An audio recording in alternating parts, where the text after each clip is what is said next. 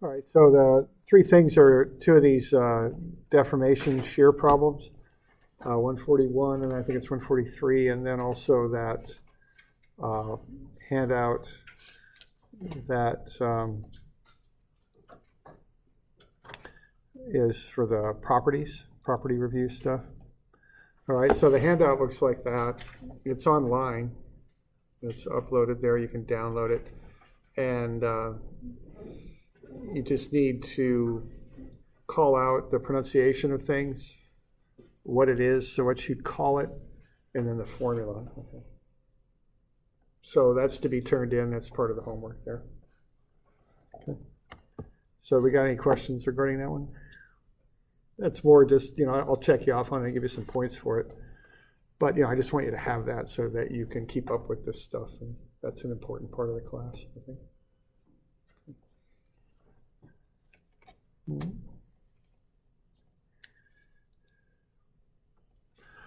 All right, and then the next problem is 141 here. Now, what we got going on here is shear deformation.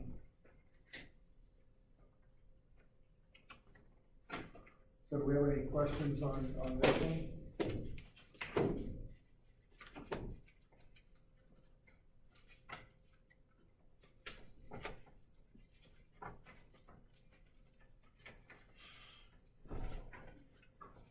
So the steps on this are similar to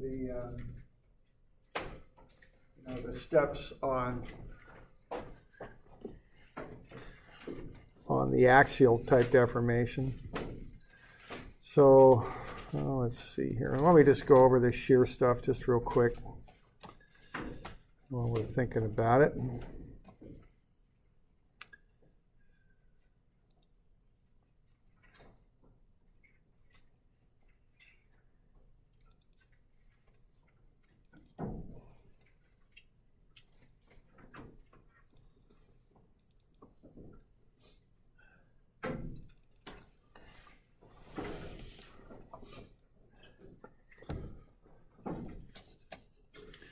All right, so shear is just based on a sliding action. So there would be shear along the bolt there where those two plates are trying to slide one across the other. We went through some basic calculations there. The shear stress, to find that, you find the shear force, and then you divide it by the area that would shear through. In this case, it's the area of a rivet there. Okay. Now, sometimes you have to work a little bit harder to find those shear forces, as in this case with the glued boards. Had to do some free body diagrams, cut through the different areas of glue there.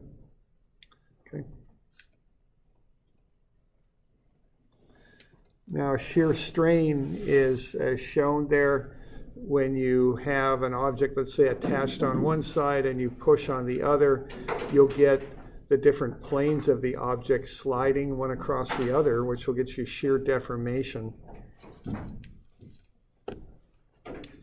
All right, so shear strain by definition is delta over L. So delta is the amount by which the top part of this block is moving to the right.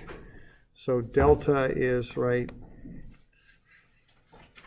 Let's see here. What are we going to do here?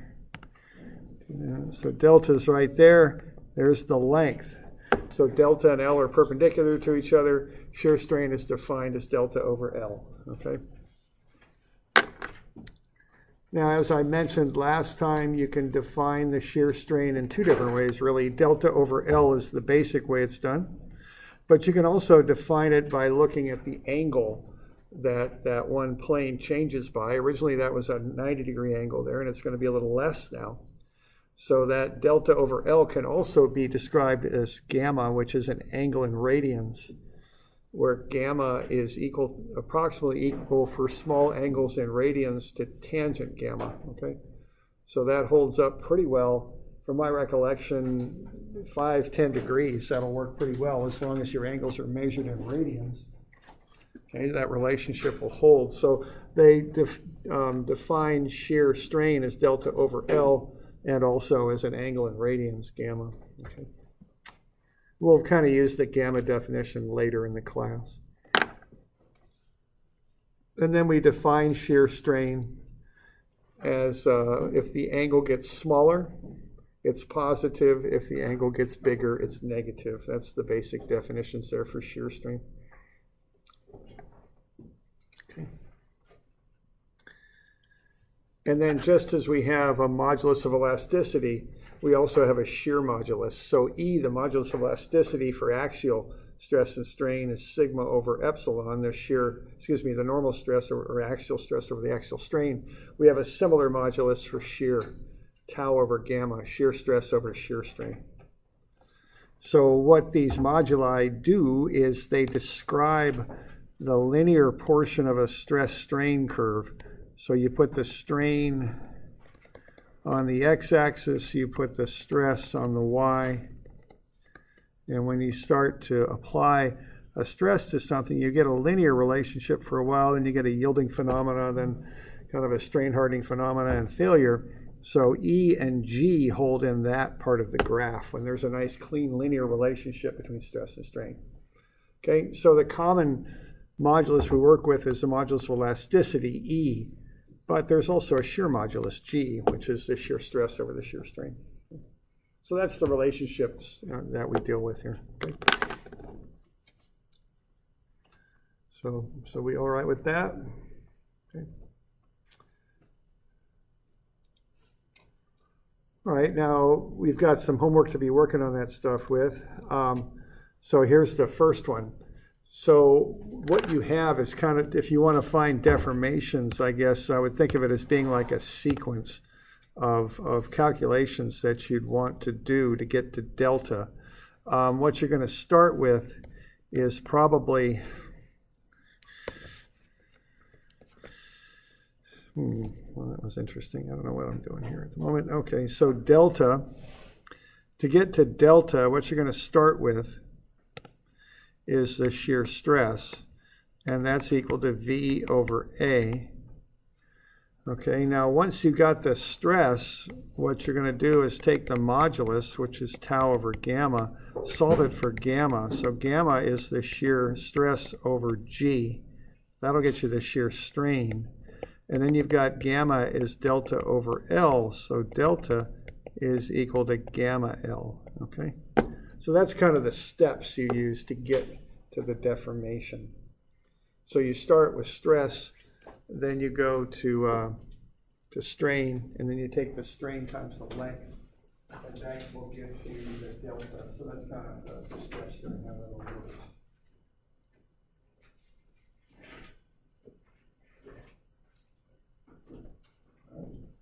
So you just want to go through that and kind of figure all this stuff out.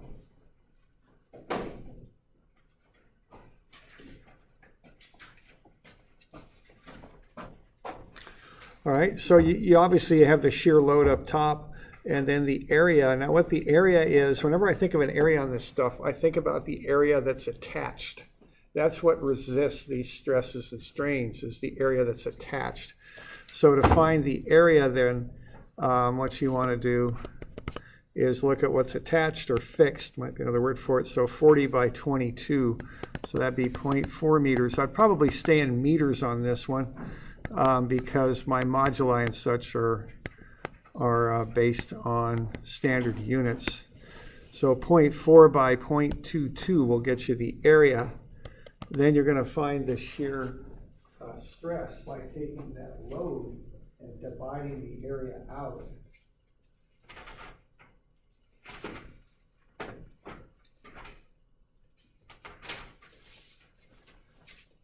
All right, and that'll get you 34,091.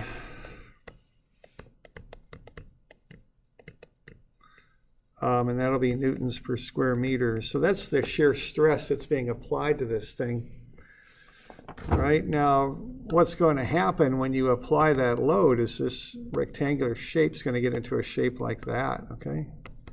So you'll have something going on like that.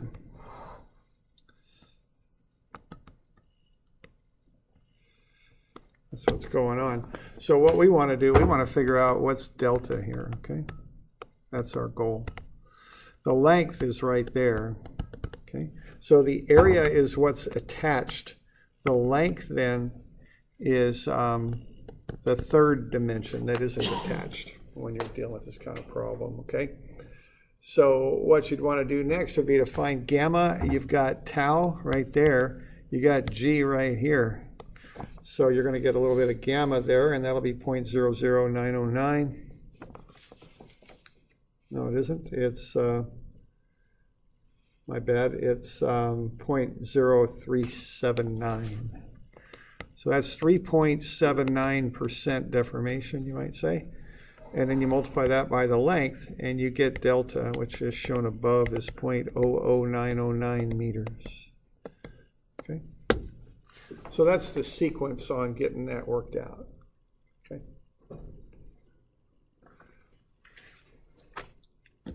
And that's a common sequence for finding deformation. So we got any questions on that bit?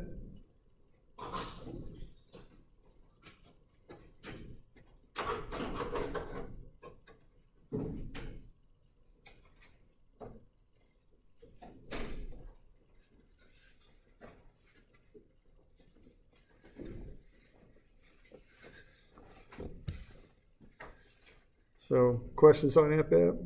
Going all right? Okay, we're good. All right, now the next one is the same idea. It's just a little bit more complicated.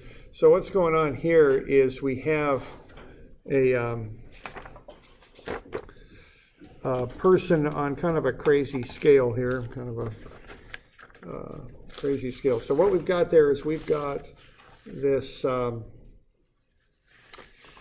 this block of rubber there on top of alloy X. Now, one thing you can say about alloy X is it's very, very stiff, so it's not going to deform significantly at all. Okay, so we can assume that that block of what I call alloy X just serves to hold everything together. It itself will not deform. What's going to deform are those rubber blocks and the wings there. All right, so you want to kind of start with equilibrium on this one, I think. So what we have here is the person's weight, and that bears down, okay? So that's the weight. Now, what's going to happen here at the supports, do you think? What are those reactions going to be? If we got the weight pushing down, what's the weight on either side? Or the reaction, I should say, on the other side. Yeah, it's half, see? So be aware of that, okay? So, you know, we always want to draw up free body diagrams, you know, remember that from statics. It's important that we do that. We always want to be thinking in those terms. All right. So now what we can do, this thing's going to sag a little bit, you know, when this person is on this mechanism here, it's going to sag just a little bit. So what's going to happen is these two sides are going to come down, and those blocks are going to get into a shape like I'm drawing here. Now that might look like kind of a familiar shape because I just drew it a minute ago, kind of pointing the other direction, but the same sort of thing. See, that's a shear deformation there is what that is, okay?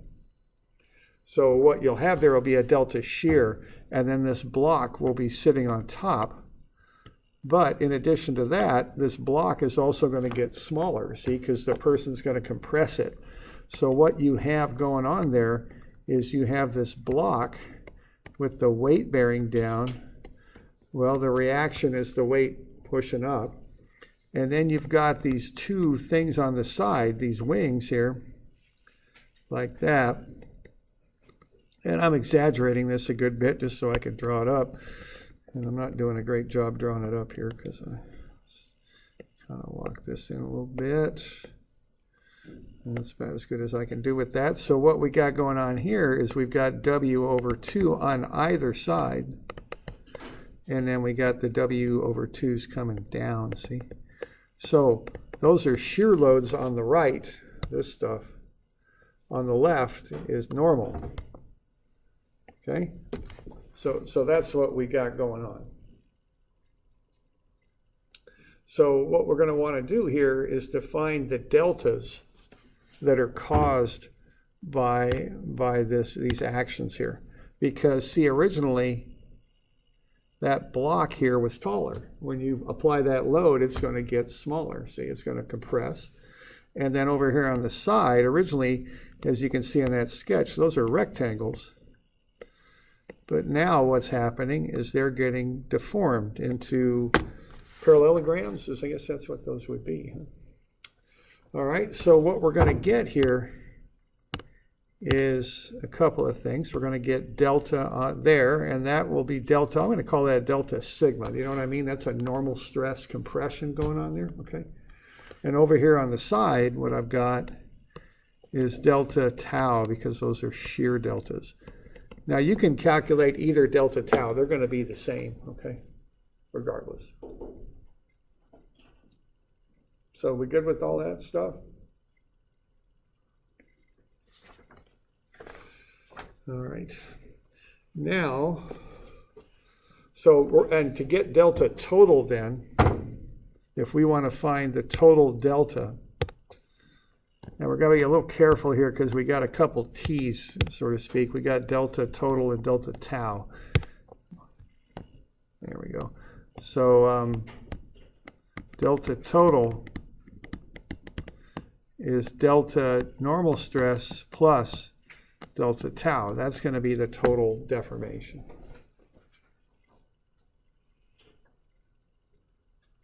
Now I think I'm going to get just a little bit ahead of myself to help you solve this, because you know we just went through kind of the long way of doing one of these like that.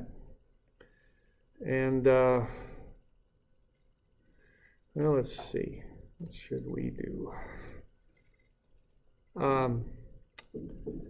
So that's kind of the long way to get from a load to a deformation. Now, why don't we come back to this problem here in a minute, because there's a couple other things I want to do. Then it'll be a little bit easier for me to explain how to do this one efficiently, okay? So why don't we take a little bit of a detour here, and we'll come back to this. It's about the best way I can think to approach this.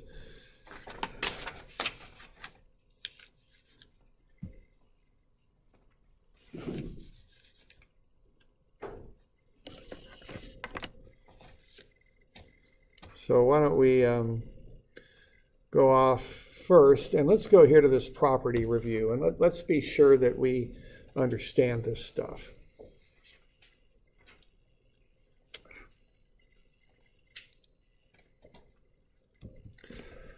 Okay, so we'll come back to that. So let's do a little bit of practice here first, and let's have a look at a page. I think it's 150, 200, 200. So let's be sure that we kind of get this stuff. Okay, so this is on 200, and this is kind of I want you to run through this stuff yourself here, and I want to kind of get those ideas across from page 120 and also from the handout that we just looked at with all the nomenclature to fill in. Let's kind of get all this stuff figured out, okay? So what we got there is we've got two blocks that are loaded up. Now the hatching means where they're supported. That's what that means. So the hatching means that this thing is connected to the floor and has that upward load pulling it up. So it's going to kind of stretch out like an accordion sort of thing, okay? And then we've got this other one here is attached to the wall, and we're going to pull up. So that's going to be a little bit different deformation style. Now the first thing let's figure out which one's which. One of those is axial or normal, and the other one is shear. So just take a minute and have a look at that and figure out which one is which and label them. Which one is axial and which one is shear, based on what those look like and how they would deform.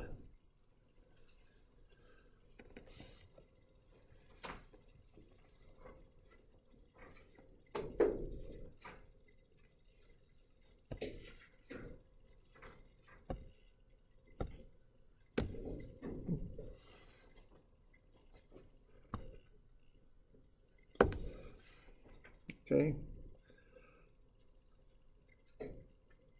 The first one there, is that axial or shear? The first one, what do we got?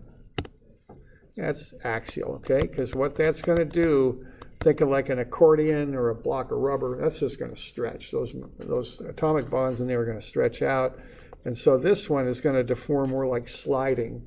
like think of a deck of cards. That's what I always think of. If you tip it over, each card slips just a little bit with respect to the previous one. So, and that's a shear, okay? All right. So that's the first thing we'd like to do is kind of get that lined out. All right, now the next thing that I'd like to do is find the area. Let's start with the axial one. Now the area is what's attached, okay? That's how I want to think about that. So with this one, this axial one, what's the area there, okay?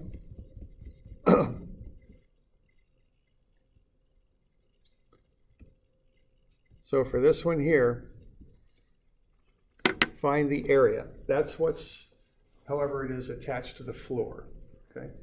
And probably want to stay in meters on this because we want standard units so that we can use the moduli. You know, you can sometimes get around standard units sometimes, but when you're using moduluses, which actually it's Greek or Roman or something sort of Latin, I mean, moduli would be how you plural, make that a plural. But anyway, when you're doing that, you want to use standard units because you want to be careful of that. So what do we got there? We've got what's attached there. Have a look at the dimensions. Get that area written down, okay? And then once you got the area, once you also get the length. Now, the area is what's attached. When you include the length becomes the third dimension. An area has two dimensions, that's what's attached. The length is the third dimension. That really defines the entire block here. So that's how I think about that, all right? So we want area and length next. So I like to get this stuff kind of figured up first. Get the area and the length worked out, and then once I've got that, I can start to figure up everything. So you don't get into that for area and length? So 0.06 and 0.4, is that all right? Okay. So I kind of look at that and I think about the geometry and I write that stuff down. Now I just work through the basic definitions. Okay, so find the stress next for the one on the left. So the stress is what? Force over area. So once you do that and get the stress.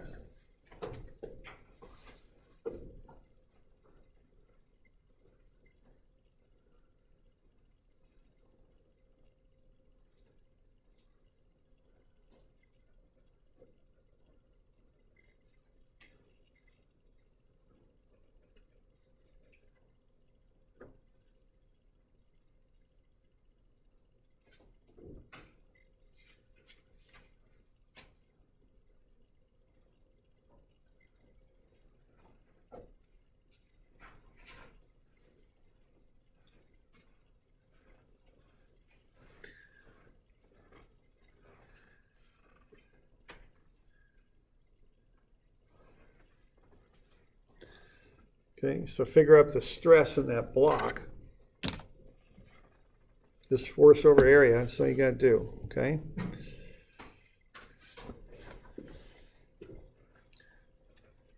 So these areas get real small, or quantities, you might think it's pretty small and pretty big pretty quick. So I often use scientific notation on these, usually on factors of 3. So I'm getting about 13.3 times 10 to the 6. Is that about right for the stress? Okay. All right, force over area. Okay. Now the next thing I want to do, I want to get to delta. Now the magic thing to do here is to go from stress to strain. Okay, so we want to get to strain, and we want to and then kind of the number for that is E. See, that's what E is, that modulus elasticity. Because anytime you stress something, it strains. Anytime you apply force to something, it deforms. Okay. And E is kind of that number to convert, to get us from a mode of force and such into a mode of deformation, which stress is more about force, strain is more about deformation. To kind of make that transition, I use E. All right, that's that ratio. So as long as we're in that proportional limit, we can use that, okay? Now, of course, you got to solve it back for what you want, which will be the strain, okay?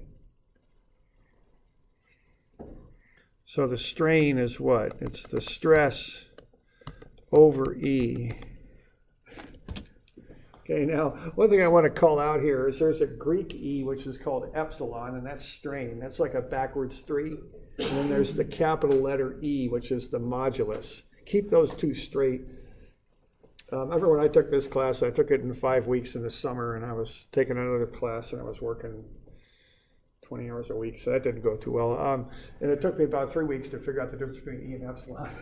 That wasn't good. Okay, so get those figured out quick. Okay, know the difference. They look a lot alike and they sound alike, and they're in the same equation, but they're different. Okay, epsilon is the Greek one. That's strain because we use the Greek letters for the different formulas. E is the modulus. Okay. So take the stress and divide it by the modulus, and the moduli are often quite large, so you're not going to get a huge strain, and you don't expect to do that because strains in engineering materials are usually small.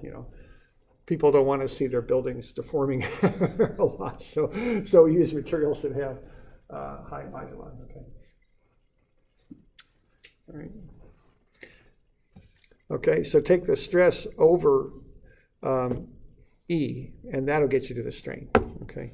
Now, strain is about deformation. It's not deformation, but it's kind of about deformation, so to speak. Okay. So I'm coming up with 0.000667 or something like that. Does that look about right for the strain? Now, one thing I'll mention too about this class is I often have problems in numbers where the strains are quite large when we're going to find deformations, because if I don't do that, we end up with deformations of 0.00000000, whatever, 432 or whatever the heck it is. So I use large strains so we get deformations that are easier to write and easier to look at, so to speak. These are larger than what you would expect to see if you're working with metals, certainly. Okay, much larger. Okay. So that's a proportional deformation of 0.000667. See, because what's strain? What's the definition of that? How does that relate to deformation? Yeah. Just a question. When yeah. you're calculating this, do you want it in megapascals, or do you have a preference? Okay, what I do, and I don't have a preference, as long as you write it down clearly and I can figure out what you're putting, I don't really care. Okay, when I'm in metrics, I get everything in newtons and everything in meters. Then what I get out are pascals. I use scientific notation on groups of 3, and then I convert it to a unit. 10 to the 6 is mega, 10 to the 9 is giga, 10 to the 3 is kilo, right? So that's how I do it. You don't have to do it that way, but that's how I do it. There are some shortcut tricks where like newtons per millimeter squared, I think that's a mega, and then kilonewtons per millimeter squared is giga, but I don't do that. I just stay newtons and meters, and then I get back to 10 and I kick it over. So as long as you're clear on how you're writing it, I don't care, really. Whatever works. Okay. All right, so what's strain? How does that relate to delta? Delta over L. Yeah, over L, okay? So when you get strain, you can get delta, but you're not there yet. You got to solve for delta. It's epsilon L, okay? So take that strain times the length, and keep in mind what the length is, and that will get you to the delta, okay?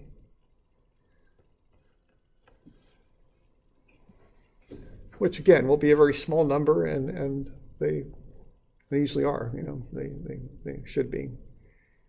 Okay.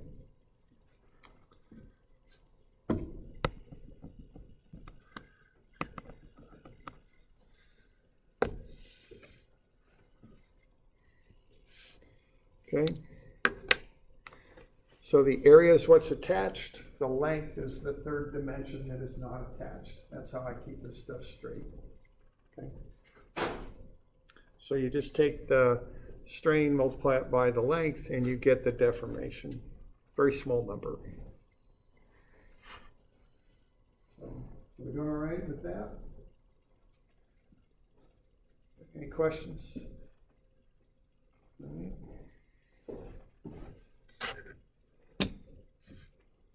All right. Now the other one's shear.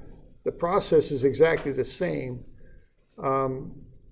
Now some of the things change though. The kind of the area and force are oriented differently. They're parallel. In normal stress, they're perpendicular to one another. That's where the term normal stress comes from. The normal relationship between the force and the area. You know, they're at right angles to each other. With shear, they're parallel. The length then is perpendicular to the force. It's different than normal. But the process is the same. You use G instead of E, okay? All right, so why don't you get the area and the length for the shear this time? They're going to be different because we got a different area attached. The area is what's attached.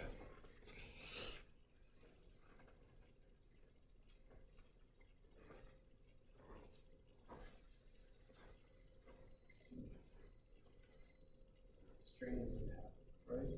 What's that? No, shear is tau. Right, yeah, shear is tau, strain is gamma. It's all on 122, notice that things are on page 120.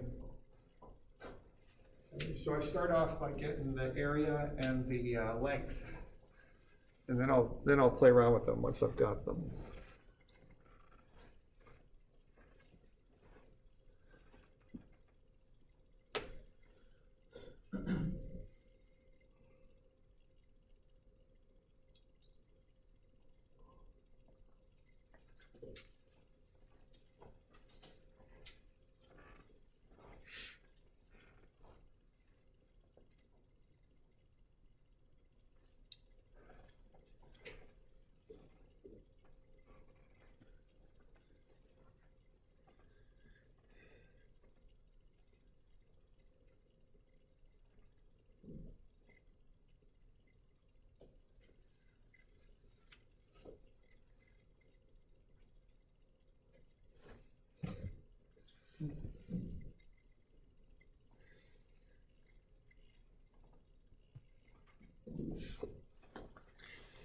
So once I got the area and the length, the rest is kind of mechanical. I just run through the process, find the force over the area for the stress, use the modulus to find the strain, and then find the delta.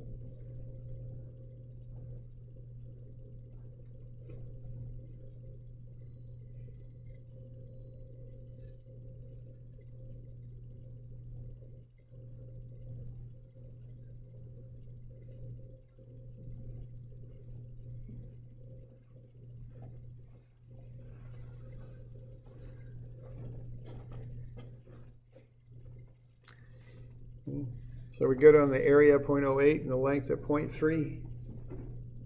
And then you just go through the stuff there, take the force over the area, that'll get you the stress. Use the modulus to get the strain, and then multiply by the length to get the delta. That's the deal.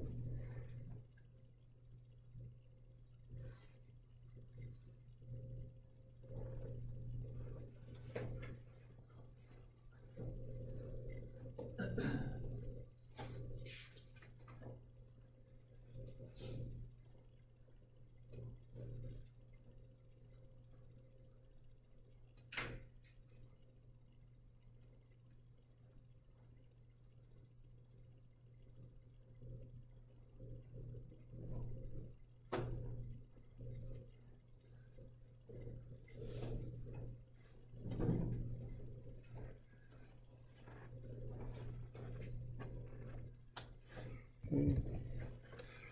So the stress, I got 750 megapascals, or 7.5 megapascals. Okay.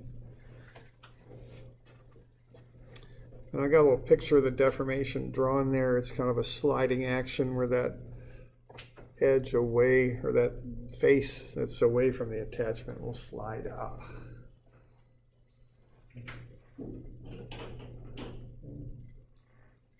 Once you got the stress, you can use the modulus to find the strain.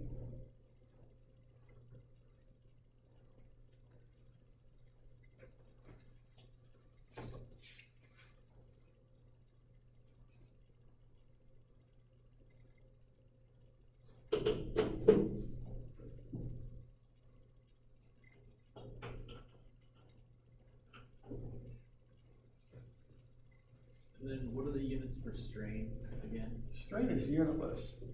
It is units. It's length over length, and they cancel. It's kind of a proportion of lengthening is how I think about it. Okay. If it weren't for the factor of 100, it's like a percentage lengthening.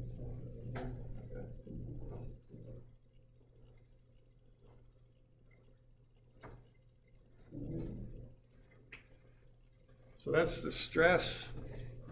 And then you know that the modulus, which is G this time, it's the shear modulus. You know that that's tau over gamma. So you can back solve for gamma is what you can do there. Boy, I think this didn't.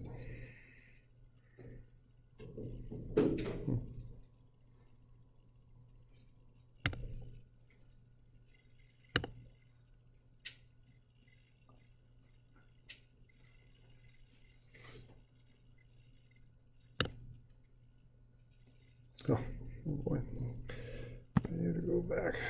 There we go. Okay.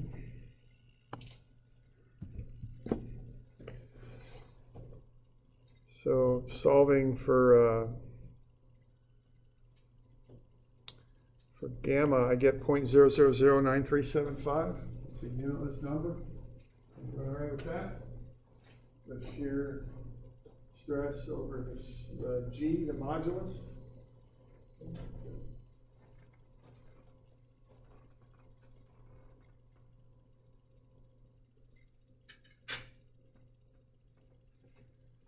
Then once you got the strain, you multiply it by the length. Now the length is kind of what I call the off dimension. You got the area there that's attached, and then the length extends out from the area.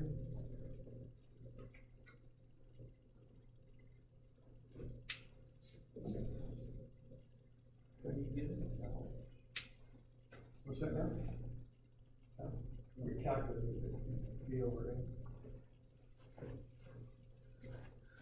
A. Okay. And then, so this string kind of accumulates as your length increases and increases and increases. The delta gets more and more for a given strain. So you take your strain times the length, and that gets you the delta. Okay.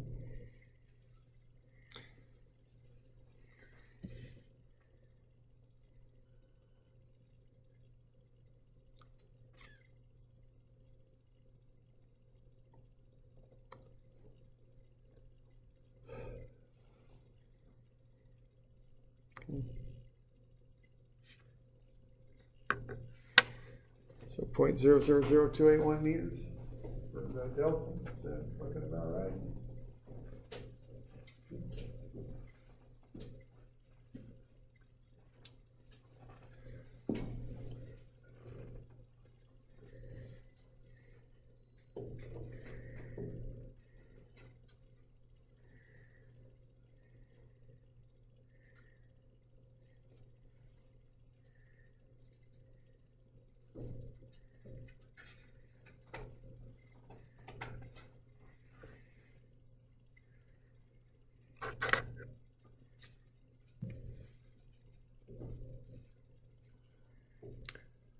So we're doing all right with that?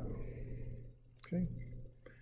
So that's kind of some of these fundamental relationships. We go from load to stress, stress to strain, strain to delta. Okay. That's how they fit together. There's a kind of axial stress or shear stress. They work for both. Okay.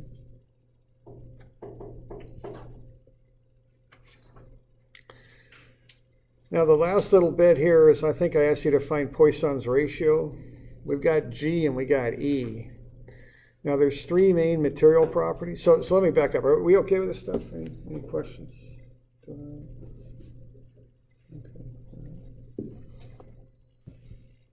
Okay, Poisson's ratio. Now there's a formula for that. It's E is 2 times 1 plus nu times G. So those are the three main material properties, E, G, and nu. So you can, if you got 2, you can find the third. So if I back solve that for nu, which is Poisson's ratio, I get E over 2G minus 1. So that'll come out to be 0.25 when I work through it. Yeah, question there. And with the Poisson's ratio, is there a different formula for axial and shear, or is it the same formula? Not quite sure if I understand. So, like for the you get it? So when you have axial like this, and then you have shear here. Yeah. Is there going to be a different Poisson's ratio formula for the two, or does it? No, there's one Poisson's ratio for the material Okay. that holds for all Okay. situations. Now, if you remember what Poisson's ratio is the ratio of the lateral to the axial strain. So Poisson's ratio really doesn't relate to shear strain at all. It's all about axial and lateral strain. So it's the negative of the lateral strain over the axial strain. That's what Poisson's ratio is. Okay? So, that's the definition of it. So it really doesn't involve shear very much at all, with the one exception of that little equation that kind of relates things together. Okay. So that's just a little bit of a material review, just to kind of go over that. And we just want to keep this stuff straight in our heads so we know what's what, okay?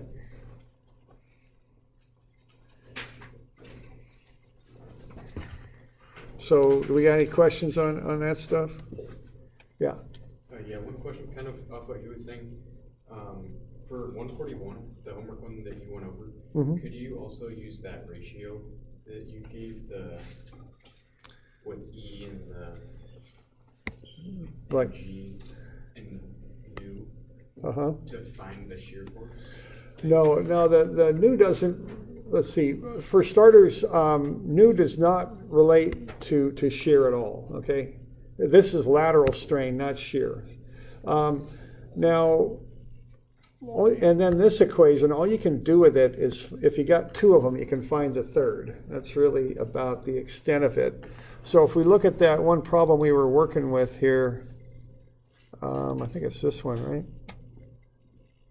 That one we kind of what we did to solve this, we went through a process like what we just went through.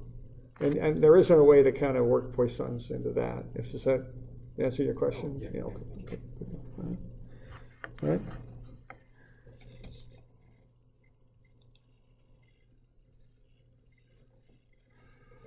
All right.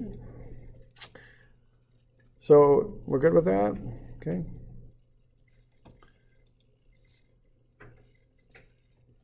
Now let's have a look at one other thing, then we'll get back to that homework.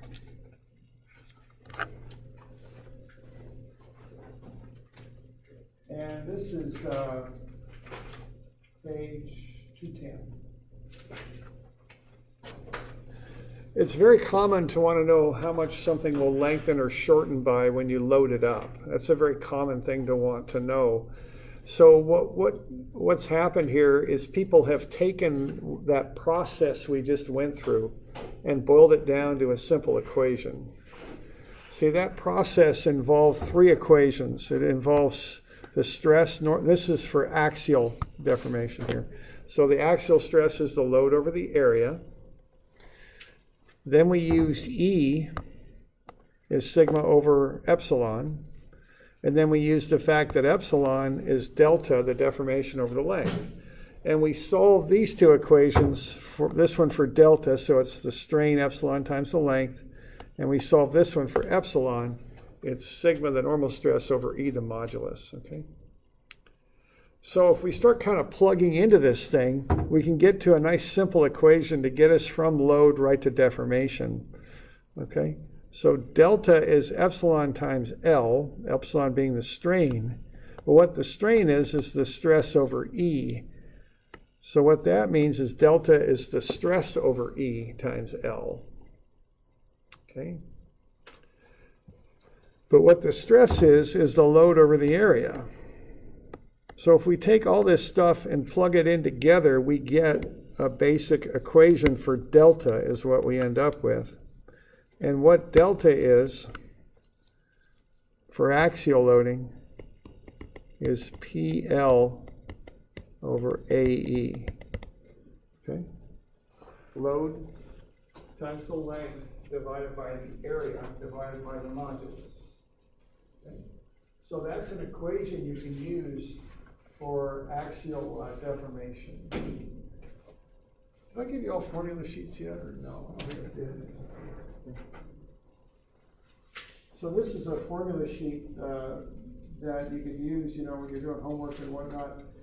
It's also, when we have a test and such, you'll get one of these too, okay? So that's just for your use. So when you take the integral of that equation, you get the area under the curve, which is the amount of deformation, or Well, no, that's, okay, what I'm doing there, I'm doing an integration if you wanted, you can integrate different things, kind of, depending on what you want to know. Like if you have a different area, kind of an area that varies, you can integrate over the area. Or if you want to know kind of like if the load is varying, you could integrate over the load. So this form of the integral is still defined delta. It's just if something in there varies. Things usually vary as a function of the length, so that's why it's dx. The load might vary, or the area, and those are the common things that might vary. So that's what that integral is. It just still calculates delta. Okay. So what this equation does is it combines all that stuff we just did on that review, that little property review, and it puts it all into one equation. So if we were to calculate delta for that axial case, we would just do it like that, and we get the same answer. See, it combines all three steps into one equation. That's what it does. And it's a very common formula. It's on your formula sheet. Notice I've got the formulas numbered. And it's equation 7, okay? All right. So delta is PL over AE. Now there's a corollary equation to that. And see, this is delta, I guess you call it delta sigma for normal stress. Now that's commonly used because people often want to know how much something stretches out by. You could also do it for shear stress, but it's not written down anywhere because people don't use it near as much. But if you want to find delta for shear stress, you take the shear load, which for some reason they don't use P, they use V for that. It's just load though. Times the length over the area, and then you don't divide by E, you divide by G. So there's the formula for shear deformation. And it's not on your formula sheet, it's not commonly found anywhere. It's just the same formula, it's just adjusted for shear, okay? So VL over AG. So if you ever want to use that, you kind of have to remember it, okay? Because it won't be on the formula sheet, okay? So y'all okay with that? That's formula 7 there, okay?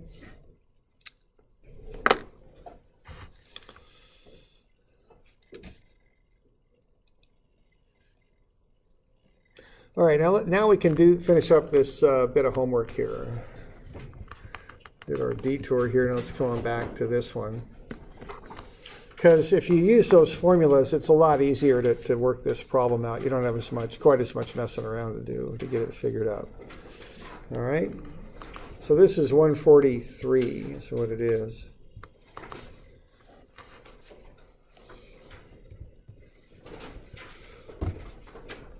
So what's going to happen here is that little block on the top is going to have a load of just W, and it's going to get shorter. So we're going to have a little bit of delta right there. And then these blocks on the side are going to shear. And we're going to have some delta on account of that. Okay. And then to find the total delta here, we're going to take delta sigma and delta tau and add them up. That's what we're going to do. Okay.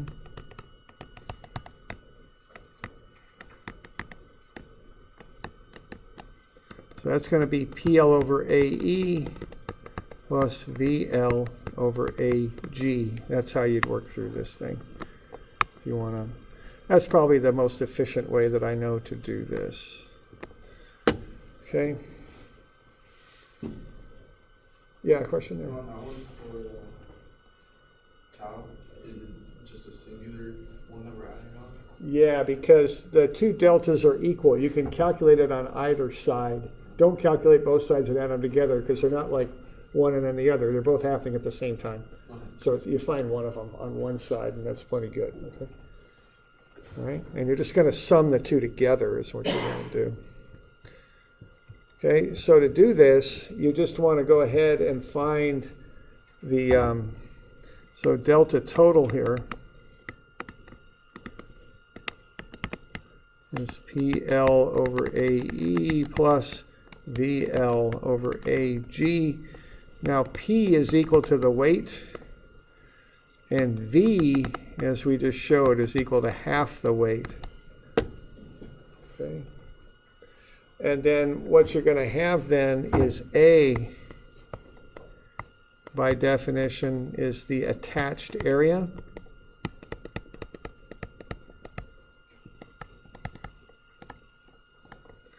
And L is the unattached length. Okay.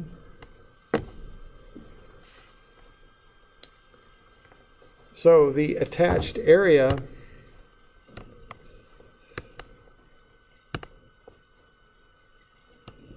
is right there, okay? That's the attached area for what? For shear, right?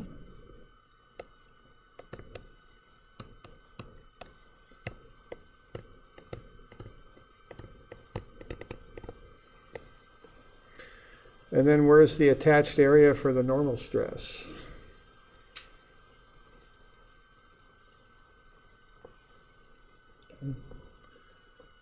See that person standing on that block. So there's the attached area there, okay?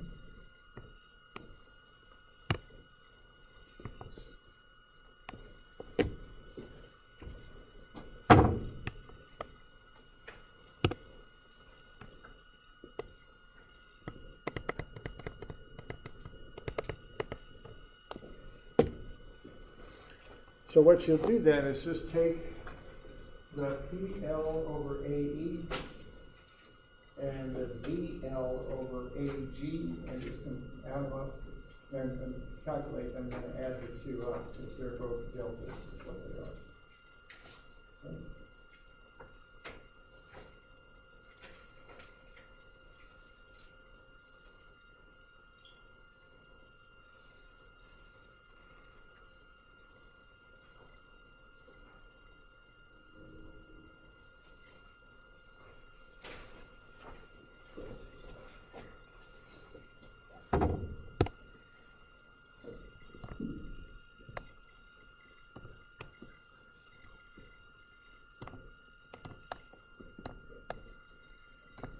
So there's the axial length, the third dimension.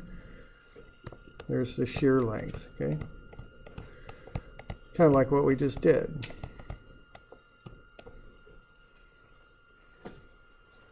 Just add everything up and you'll get an equation there.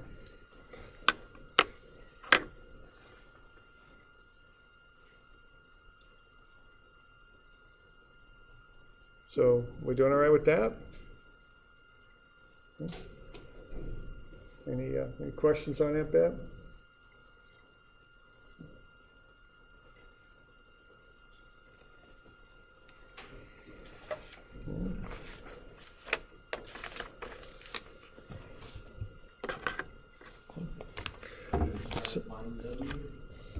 What you're trying to find is delta equals, W equals some function of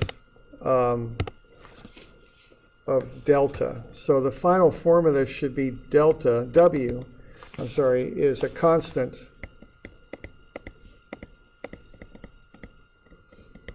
times whatever delta is, because we want to plug in delta and from that find what the weight is. So that's how you want to express this.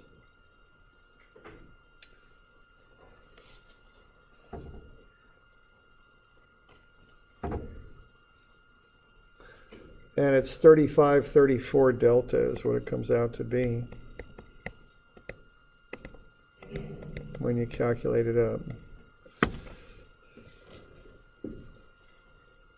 Okay.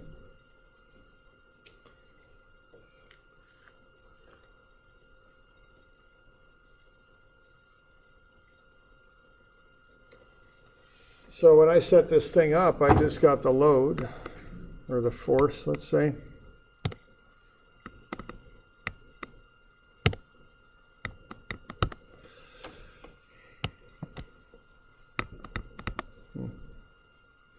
What's up with this thing?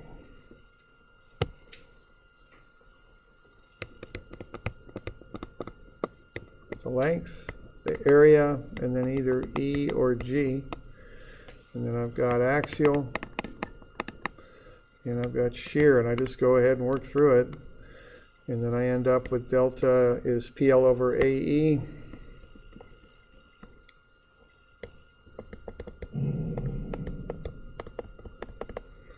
And then delta is VL over AG, so I just went ahead and did that, okay? I just worked on through it. So W, this one's, the length here is 48, 600 square inches for this area,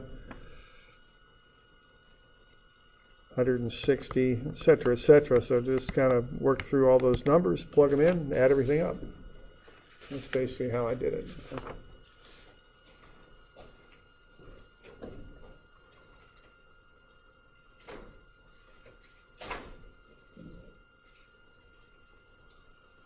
You got any questions on that?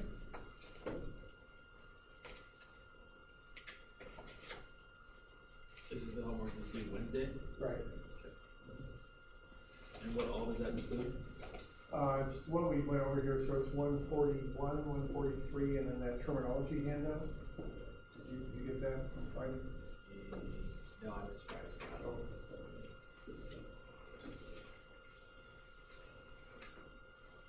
Yeah, I'll get you one. Okay, so that's what's due.